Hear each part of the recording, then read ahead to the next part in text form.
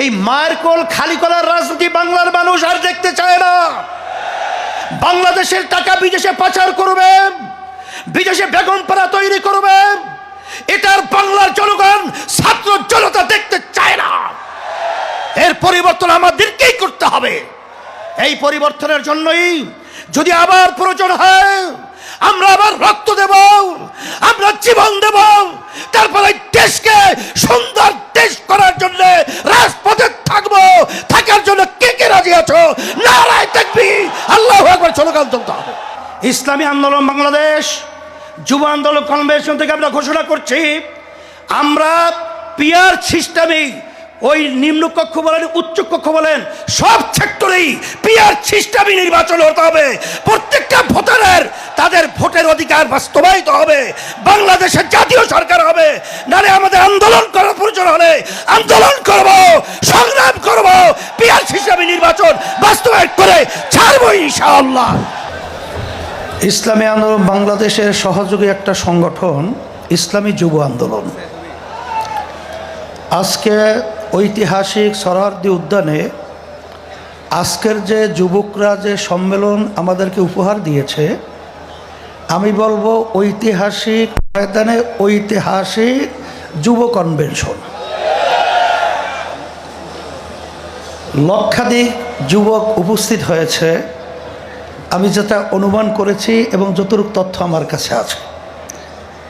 আমি তোমাদেরকে ধন্যবাদ জানাই, কারণ আমরা যে আশা চিন্তা আকাঙ্ক্ষা নিয়ে আমরা যে মাঠে ময়দানে কাজ করছি, তার আজকে আমাদের আশার অনেকটা বাস্তবতা তোমাদের কনভেনশনের মাধ্যমে তোমরা আজকে আমাদেরকে দেখিয়েছ। শুকরিয়া আদায় করি, আল্লাহ রাব্বুল আলামিন তোমাদেরকে জাযায়ে খায়ের আল্লাহ দান করুক।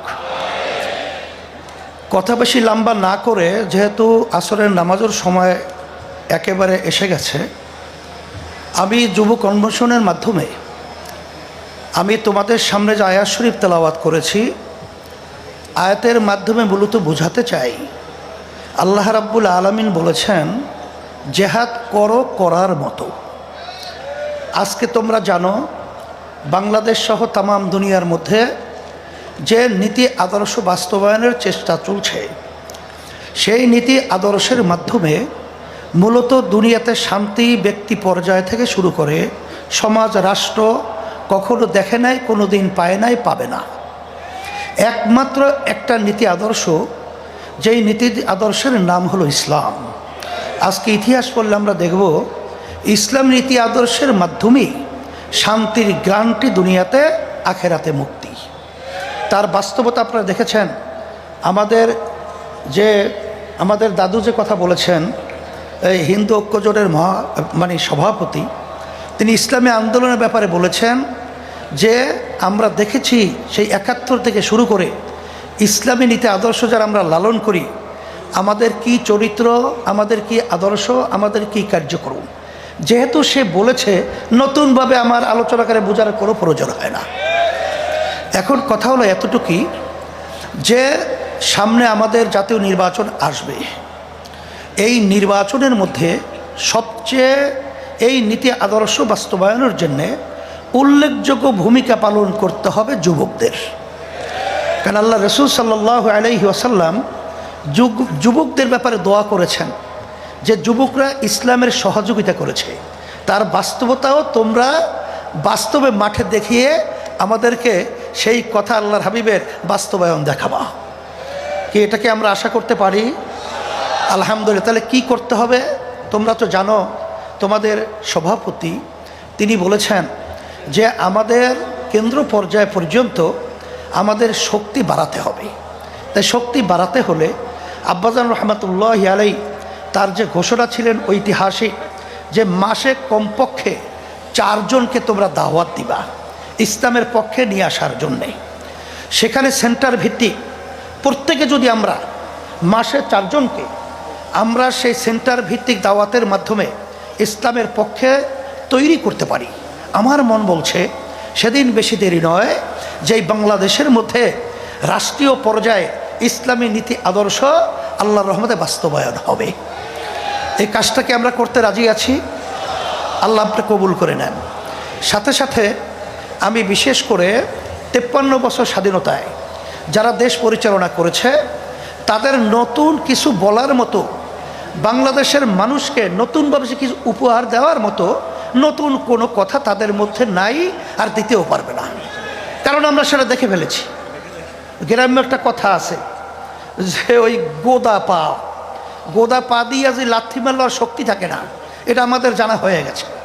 তা আপনারা দেশ 53 বছর পরিচালনা করেছেন, আমাদেরকে আপনারা কি দিয়েছেন? আর নতুনভাবে আমাদেরকে ও পা দেখায় আর ভয় দেখানো, আশা দেখায় লাভ নাই। এখন পরিবর্তন করতে হবে। আর যদি এর পরিবর্তনের সুযোগ এখন 5ই আগস্টের পরে ইসলামের পক্ষে যেভাবে তৈরি হয়েছে, 53 বছর ইতিহাসে এত সুন্দর ইসলামের পক্ষে পরিবেশ তৈরি হয় নাই। আমি তোমাদের সামনে আয়াত শরীফ তেলাওয়াত করেছি। আল্লাহ বলেছেন জিহাদ করো করার মতো। এখানে আমাদের কার্যক্রম যদি করার মতো করতে পারি, আমার তো মন বলছে বাতিল কখনোই বাংলার জমিনে মাথা উঁচু করে দাঁড়াতে পারবে না, সাহস পাবে না। ওরা বাংলার জমিনের মধ্যে সেই মাথা নিচু করেই থাকতে হবে ইনশাআল্লাহ তোমাদের তৎপরতায়। সেই হিসাবে আমি তোমাদেরকে বলবো যে আজকে দেখছো যে কত মায়ের কোল খালি হয়ে গেল। এই মায়ের কোল খালি করার রাজনীতি বাংলার মানুষ আর দেখতে চায় না। বাংলাদেশের টাকা বিদেশে পাচার করবে, বিদেশে বেগমপাড়া তৈরি করবে, এটার বাংলার জনগণ ছাত্র জনতা দেখতে চায় না। এর পরিবর্তন আমাদেরকেই করতে হবে। এই পরিবর্তনের জন্যই যদি আবার প্রয়োজন হয় আমরা আবার রক্ত দেব, আমরা জীবন দেব, তারপরে দেশকে সুন্দর দেশ করার জন্য রাজপথে থাকবো। থাকার জন্য কে কে রাজি আছো? নারায়ে তাকবীর, আল্লাহু আকবার স্লোগান তুলতে হবে। সাথে সাথে আমি বিশেষ করে অন্তর্বর্তীকালীন সরকারকে বলবো, আমাদের যুগ্ম মহাসচিব গাজী আতাউর রহমান সহ বিভিন্ন দায়িত্বশীলরা বলেছেন যে আপনারা কোনো জনগণের ভোটে নির্বাচিত সরকার নয়, আপনার হলো গণ অভ্যুত্থান, ছাত্র জনতা হাজারো হাজারো মায়ের কোল খালির করার বিনিময় আপনারা ক্ষমতায় এসেছেন। কিন্তু আপনাদের কার্যক্রমগুলো আমরা অনেকাংশে প্রশ্নবিদ্ধ। এটা আমাদের দুঃখ হয়। আপনাদের দুর্বলতা কোথায়? কে কি বলবে তা জানি না। যারা নাকি নির্বাচনের জন্য অস্থির হয়ে গেছে, পিয়ার নির্বাচন পছন্দ করছেন না, আমি বলবো এখন বাংলাদেশের মানুষ সজাগ হয়ে গেছে। আপনারা জরিপ করে দেখেন, আপনারা তো মনে করেন আপনারা অনেক তালগাছ হয়েছেন।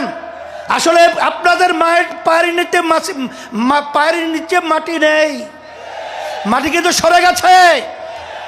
এখন এই বাংলাদেশের মধ্যে আর এই চাঁদাবাজদেরকে, এই যারা নাকি জায়গা দখলকারীদেরকে, খুনিদেরকে, গুমিদেরকে বাংলাদেশের মানুষ দেখতে চায় না। পরিবর্তন করতে হবে। সুন্দর পরিবেশ তৈরির জন্য আমাদেরকে কাজ করতে হবে। এই জন্যে আমি বিশেষ করে বলবো, যারা নাকি হাজার হাজার মায়ের কোল খালি করেছে তাদেরকে আবার নির্বাচনের জন্য আহ্বান করছেন। আপনারা কি ইঙ্গিত দিচ্ছেন? এখনো মায়ের কান্না বন্ধ হয় নাই, এখনো মুখদের পানি পানি সেই শব্দ আমাদের কান থেকে এখনো সরে নাই। আবু সাঈদের হাত প্রসারিত গুলিবিদ্ধ, বুক নিয়ে মাটিতে লুটিয়ে পড়েছে, এখন আমাদের নজর থেকে এখনো সেই স্মৃতি যায় নাই। আর আপনারা তাদেরকে নির্বাচনে আহ্বান করবেন, আবার নির্বাচনে তাদেরকে নিয়ে এসে আপনারা ক্ষমতা দখল করবেন। এ ধোঁকাবাজি বাংলাদেশের জনগণ বুঝে গেছে। তাইলে আমরা বলবো, যারা নাকি বিভিন্ন সময় লক্ষ্য করেছি যে আপনারা সাধারণ ক্ষমা ঘোষণা করেন, আবার কেউ তাদেরকে নির্বাচনে আহ্বান করে, এইসব ধোঁকাবাজি বাংলাদেশের জনগণ এখন বুঝে ফেলেছে। আপনাদের অবস্থান পরিষ্কার করতে হবে। আপনারা এই স্লোগানের মাধ্যমে কাদেরকে খুশি করতে চান এটা কিন্তু বাংলাদেশের মানুষ বোঝে। আর এই পাশের আমাদের যে রাষ্ট্র রয়েছে, নিয়ম ছিল বন্ধুত্ব সুলভ আচরণ আমাদের সাথে করবে, কিন্তু তাদের আচরণে আমরা বন্ধুত্ব পাই নাই। তাদের দোষদেরকে খুশি করবেন, এবং তাদেরকে নিয়ে আপনারা ক্ষমতায় যাবেন না, এটা কখনোই হবে না, আর হতে দেওয়া যাবে না। আর পিআর সিস্টেমের মাধ্যমেই বাংলাদেশে জাতীয় সরকার গঠন হবে। আপনারা কেন চাচ্ছেন না? আপনাদের ভয় কোথায়? আবার আপনারা এই নির্বাচন পদ্ধতির মাধ্যমে এককভাবে ক্ষমতায় গিয়ে আবার আপনার বিভিন্ন ধরনের আমাদের উপরে সেই স্টিম রুলার জুলুমের এটা চাপিয়ে দেবেন, এটা হবে না।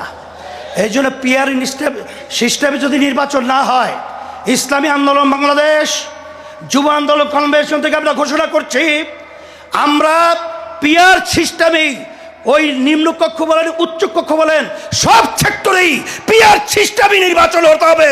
প্রত্যেকটা ভোটারের তাদের ভোটের অধিকার বাস্তবায়িত হবে, বাংলাদেশের জাতীয় সরকার হবে। নারে আমাদের আন্দোলন করার প্রয়োজন হলে আন্দোলন করব, সংগ্রাম করব, পিআর সিস্টেমে নির্বাচন বাস্তবায়ন করে ছাড়বো ইনশাআল্লাহ।